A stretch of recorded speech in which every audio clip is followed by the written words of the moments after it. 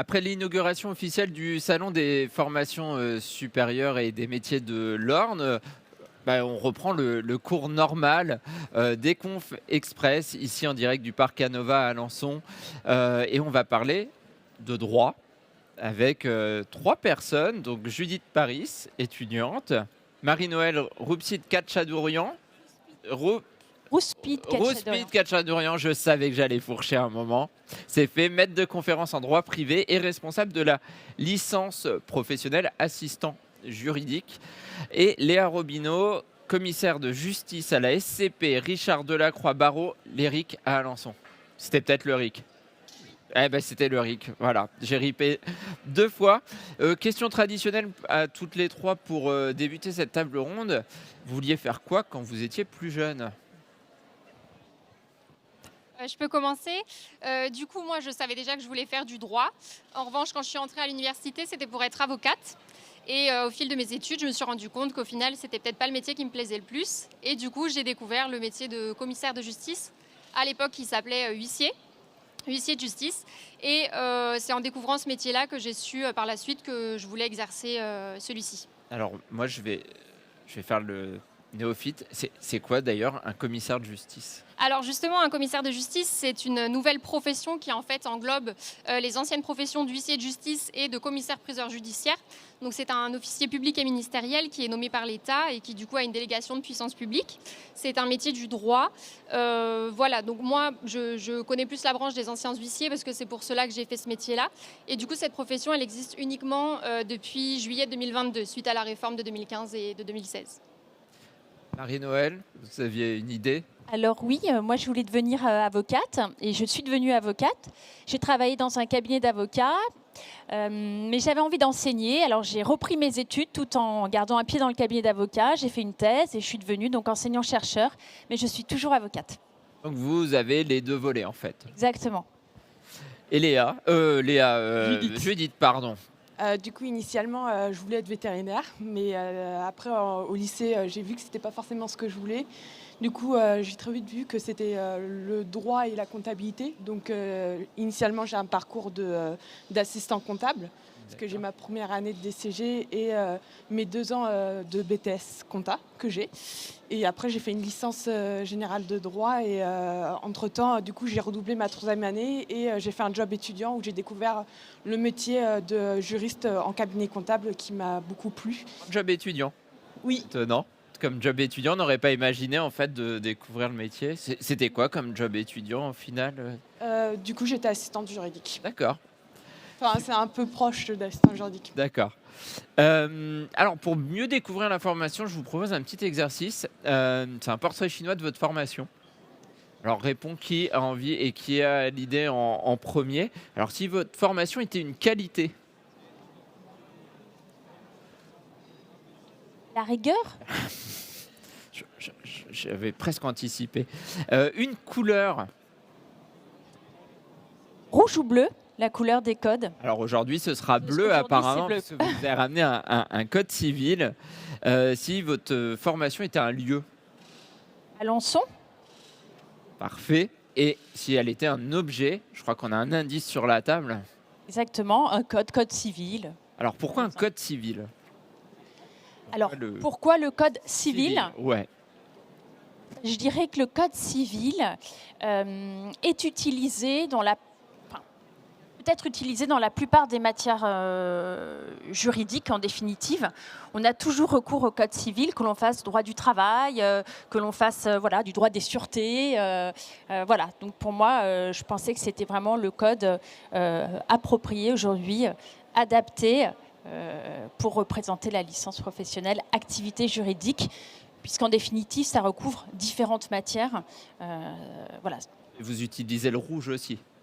En fait, ce sont deux éditions différentes, mais le contenu... Ils ont l'air aussi épais l'un que l'autre. Et ce sont les mêmes articles. Parfait. Donc, commissaire de justice, on voit un petit peu. La licence pro assistant juridique, elle est récente à Alençon. Qui vient, je ne sais pas. Oui, tout à fait. Elle a été créée cette année. Elle répond en fait à une attente des professionnels. L'université a été sollicitée par des professionnels et c'est la raison pour laquelle nous avons créé ce diplôme en partenariat justement avec des commissaires de justice, des avocats, des juristes, des cabinets d'expertise comptable. Et du coup, ça couvre quoi au final comme cours? Qu'est-ce qu'on y fait en cours, en matière? Alors c'est peut-être Judith qui subit, mais depuis quelques mois finalement. Oui. Vous êtes un petit peu la première promotion, donc c'est dans les premières étudiantes. En fait, il y a 2 parcours. Donc, il y a le parcours commissaire de justice et le parcours de façon générale. Moi, je suis dans le parcours général. Donc, pour être assistant juridique à peu près dans les cabinets d'avocats, je m'éloigne un peu du sujet et les cabinets comptables. Et on voit tout ce qui est procédure civile. On voit difficulté des entreprises. Je vais parler un peu de tout globalement, droit des sûretés que vous avez parlé. Peut-être vous avez... Un tout petit peu plus près. Désolée. Pas Peut-être de compléter un peu avec ce qu'on voit, mais globalement, on a beaucoup de cours, en tout cas, sur procédure civile. Je sais que, du coup, en commissaire de justice, il y a la procédure civile d'exécution. Et je vous laisse compléter. Marie-Noël, vous pouvez compléter ou corriger. Oui, tout à fait. L'objectif avec les étudiants acquièrent des connaissances théoriques, mais également des compétences pratiques et qu'ils soient en mesure de maîtriser les techniques contractuelles, les techniques sociétaires, les techniques de recouvrement forcé, voilà, de manière générale. Et donc, Léa, cette fois, je vais y arriver. Vous aviez fait quoi, vous, comme formation? Parce qu'elle n'existait pas, au final. Celle-ci, en tout cas, elle n'existait pas à Alençon. Oui, alors moi aujourd'hui, je viens ici justement en représentation des études d'huissier de justice, nouvellement commissaire de justice. Moi, du coup, je n'ai pas du tout fait cette formation-là. J'ai un parcours standard à la fac de droit avec un master classique. Là, aujourd'hui, je viens pour représenter les employeurs et l'avantage que ça représente pour nos études d'avoir des étudiants du coup issus de cette formation-là. Parce que nos études, là actuellement, on peut avoir du mal à recruter des nouveaux collaborateurs. Donc cette licence, elle permet aux études du coup d'avoir à disponibilité des salariés qui vont être formés spécifiquement pour nos études. Et ça va permettre du coup aux étudiants de découvrir aussi ce métier, car comme vous le disiez au départ, vous ne le connaissiez pas plus que ça. Et donc c'est vrai qu'à l'université, de manière générale, on n'en parle pas beaucoup. Et donc là, cette licence, elle nous permet justement une visibilité qui est plus large et du coup d'attirer de nouveaux profils, de nouveaux étudiants qui vont pouvoir venir être des valeurs ajoutées dans nos études à nous et découvrir cette profession qui est diverse et variée en termes de possibilités par la suite. Donc nous, ça nous permet d'avoir des jeunes qui vont nous apporter leurs compétences, qui vont aussi être formés par l'université. Et donc on sait qu'ils vont être bien formés pour nos études à nous. Et donc ça va être des salariés compétents qui par la suite pourront être embauchés de manière plus définitive en toute confiance. Donc il y a forcément des stages en licence pro. Alors cette licence, effectivement, elle se fait en alternance. Donc les étudiants sont 3 semaines dans le mois en entreprise, enfin sur le terrain, en entreprise ou dans une étude de commissaire de justice ou un cabinet d'avocats, et 1 semaine par mois en formation donc au sein du campus d'Alençon. D'accord. Donc en fait, ils n'ont pas eu de mal à trouver d'alternance au final, vos étudiants, parce que s'il y avait un vrai besoin dans les cabinets, ça a été un peu une aubaine. Oui, justement, en fait, la licence, elle a surtout été créée à la demande des entreprises pour un besoin. Du coup, dans la région, il y avait ce besoin-là et c'est pour ça qu'elle a été créée pour avoir plus de visibilité et faire connaître et du coup que les gens puissent être attirés par notre secteur. Alors Judith, tu as mis combien de temps à trouver ton alternance, toi? Globalement, j'ai pris quelques mois quand même. Pris quelques mois, mais pour avoir le choix ou... Mais parce que j'étais exigeante aussi par rapport à ce que je voulais. D'accord. Donc, au niveau du secteur. Sinon, en un mois, tu aurais pu trouver dans l'endroit, oui. Et puis l'avantage, c'est que vous nous avez aussi aidé pour trouver l'alternance. Parce que, je complète par rapport au portrait chinois, vous êtes aussi dans un cadre, je dirais, familial. C'est dans le sens où vous ne nous laissez pas tout seul. Vous nous avez aidé aussi à trouver une alternance. Alors, il y a combien d'élèves aujourd'hui dans cette première promotion? Une trentaine. C'est une trentaine? Petite trentaine. Et alors, les prérequis pour rentrer dans la licence, c'était... C'est un niveau Bac+2, donc on a des étudiants qui viennent de la faculté de droit ou alors de BUT. BUT GEA, BUT carrière juridique. Voilà, on n'est pas fermé en définitive sur une formation ou des formations. Ça dépend aussi du parcours, de la motivation de l'étudiant, mais il faut un bac+2. J'ai pas besoin d'avoir fait du droit avant, en fait. Non, pas nécessairement. Est-ce que c'est un avantage d'avoir fait du droit avant, quand même, ou pas? C'est un avantage, ne serait-ce que pour suivre les cours et puis pour être... En fait, moi, j'aime bien quand même qu'on recrute des personnes qui savent où elles vont. On ne peut pas découvrir le droit comme ça en licence professionnelle. Il y a un risque d'être déçu en définitive. Donc voilà, il faut quand même que dans le parcours, il y ait eu quelques enseignements de droit. Il faut quand même qu'il y ait un lien avec le droit, sinon ça n'est pas nécessairement cohérent de choisir cette formation.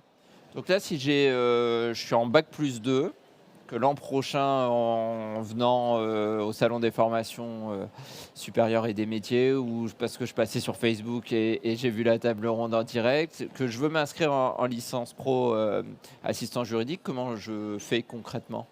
Alors concrètement, il faut s'inscrire en ligne sur e-candidat.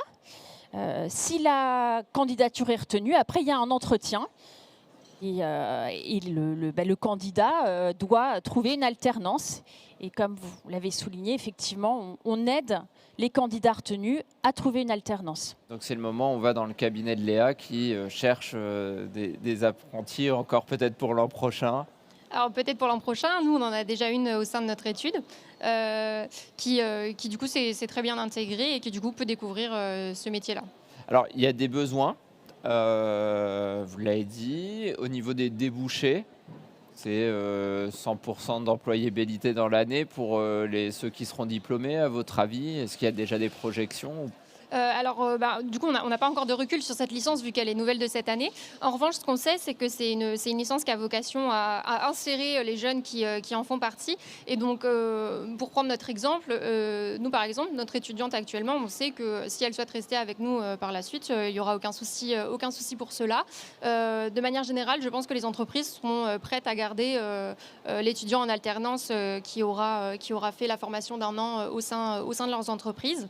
Et après, je pense que c'est aussi une plus-value pour eux, même s'ils veulent chercher ailleurs par la suite, d'avoir ce bagage-là de vie professionnelle en plus de leur vie étudiante en parallèle. Est-ce qu'il y en a qui peuvent projeter une poursuite d'études ou pas? Ou la finalité, finalement, c'est tout de suite de rentrer en emploi? En principe, la finalité, c'est l'insertion professionnelle, mais on sait que certains poursuivront leurs études. Et Judith, tu t'es déjà projetée ou tu te dis, bon, j'ai pas encore mon diplôme, donc c'est un peu prématuré? Non, je pense que je vais arrêter après la licence. D'accord. T'as déjà trouvé où tu aimerais exercer ou... Oui. Ah, et alors? Je voudrais rester en cabinet comptable. D'accord, mais sur le volet juridique. Oui, c'est ça. D'accord. Alors, est-ce qu'on est bien payé en tant qu'assistant juridique? C'est la question qui fâche en général. Est-ce que je peux espérer bien gagner ma vie si je deviens assistant juridique? C'est marrant, personne ne se bat pour répondre à cette question, quel que soit le thème. Et je veux pas de réponse de ça dépend. Alors, je ne suis pas employeur. Je pense que tout dépend en définitive du secteur. On ne peut pas faire une réponse. Oui, on est bien payé. Maintenant, combien? Voilà, c'est un peu compliqué de répondre. Après, de manière générale, ils sont payés comme des alternants. Alors, moi, c'est pareil, je suis titulaire de l'examen de commissaire de justice, mais je ne suis pas employeur au sein de l'étude, donc je ne peux pas vous donner les chiffres exacts. J'aurais donc pas de réponse. C'est ça. Mince. En revanche, je sais que ça dépend de l'âge du candidat et ça dépend du contrat ça qui est pour adopté. l'alternance, mais après, en fait, est-ce qu'on peut espérer 1800, 2000, voire plus en début de carrière? En tout cas, il y a des perspectives d'évolution. Et justement, Judith, oui, je disais que en fait, ça dépendait des branches, mais en fait, avec notre licence pro sur certaines branches de métiers, on peut être considéré comme juriste. D'accord. Et pas assistant. Donc, ce qui permet d'avoir un niveau de rémunération qui est quand même bien supérieur. Ça dépend des branches et des conventions Donc, il faut bien qui choisir sont passées. sa branche. Et du coup, en cabinet comptable, c'est une branche intéressante ou pas? J'essaie d'avoir ma réponse. Du coup, je vais pas me plaindre du salaire que j'ai quand même. Je vais pas me plaindre du salaire que j'ai et des avantages qu'on peut avoir. Mais de ça se négocie avec l'employeur. Est-ce que dans ces métiers du juridique, il y a encore des évolutions? On le disait, le métier certains métiers viennent d'arriver. Est-ce que c'est juste un changement d'intitulé? Est-ce que c'est des missions qui changent, des missions qui s'inventent? Est-ce que vous avez idée de demain s'il y aura... Alors, pour parler de la profession de commissaire de justice, donc c'est la fusion avec les commissaires-priseurs judiciaires. Donc, en fait, c'est la possibilité pour... donc, pour le coup, pour le moment, c'est vraiment un changement d'intitulé. En revanche, à terme, ça nous ouvre les possibilités d'exercer les deux professions en une seule. Donc, ça ouvre les possibilités au sein de nos études également. Donc, pour des jeunes qui auraient pu être attirés par un côté ou par l'autre, ça a la possibilité de découvrir les deux. Ensuite, on est un métier qui va se tourner aussi de plus en plus vers le numérique, vers le dématérialisé. Donc ça, on sait aussi que les jeunes peuvent nous apporter aussi à ce niveau-là. Après, pour des évolutions futures, dans l'immédiat, je n'en vois pas. En revanche, on sait déjà que nous, au sein de notre profession, les employés des études d'huissier, commissaires de justice désormais, peuvent être divers et variés, puisqu'en réalité, la profession abrite plein de métiers différents, que ce soit un clerc significateur, un clerc habilité au constat qui va passer beaucoup de temps à l'extérieur sur le terrain, donc si ça peut plaire à certains. À l'inverse, un clerc gestionnaire de dossier, un clerc aux procédures aura plus un métier de bureau. Donc on a beaucoup de choses à faire découvrir dans nos études.